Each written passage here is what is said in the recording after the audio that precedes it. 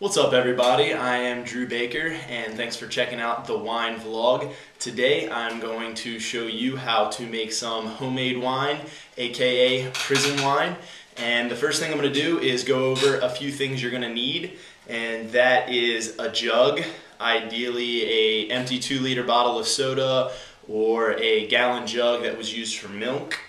And also you are going to need 2 cans of Welch's concentrated grape juice.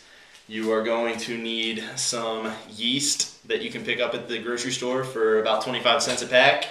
And you are going to need some sugar to use the yeast to ferment. And you're going to need a bowl to mix up your yeast, and a measuring cup to measure everything out, and a funnel, which unfortunately I do not have. So now that we know all the ingredients, I'm going to get everything ready, mix it up, hit pause while I do that, and then kind of explain to you what I've done. Alright, welcome back.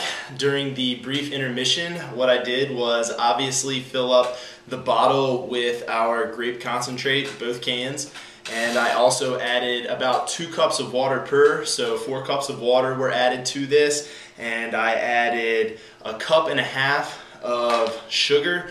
And you can use anywhere from 1 cup to 2 cups, depending. The more sugar that you use, obviously, the higher the alcohol content will be in your wine, and also the sweeter the wine will be, because there will still be some residual sugar left in the wine, considering we're only going to let it ferment for about 10 days or so. So now what I'm going to do is add 1 more packet of yeast. We're going to use 2 packets. Again, this is another thing that you can do differently. You can use different levels, and the more times you make it, the more times you play with it, you can kind of figure out exactly how much you want to use. And this is my first time making it, so I'm probably going to have to tweak this recipe a little bit. So right now what I'm doing is pouring in the 2nd packet of yeast, which I mixed with slightly warm water. They say 100 to 110 degree water. I'm not really sure how you get it that exact. I just used warm tap water. So we're going to put that in there and we're going to mix it up. As you can see, there's not much sugar on the bottom, and that's because I mixed that up pretty well while we were at break, which was a little longer than I wanted to be because my camera died. Alright, so now that's mixed in there good. All of our ingredients are inside. Now the one trick that there is to making homemade wine is keeping oxygen out, but at the same time you need to allow room for the CO2, which fermentation creates a lot of, to escape.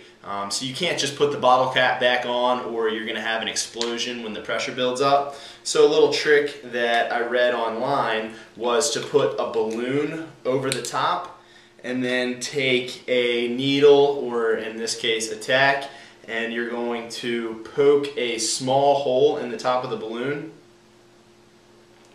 So there we have a small pinhole now on the top of this balloon. And what that's going to allow is, when the pressure builds up, it's going to fill up the balloon, and it's going to allow the CO2 to escape when the pressure level gets really high, but very minimal, if any, probably no oxygen will be able to get back in, because the rubber kind of seals itself until the pressure builds up. So that's the trick. We're going to let this sit for about 10 days, and then we'll do another video and try it out, see how it tastes.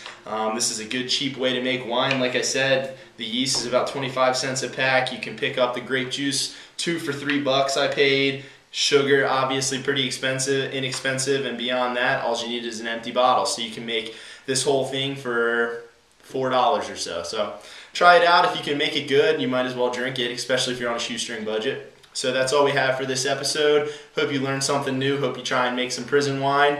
Until next time, be safe, be smart, don't drink and drive. Peace.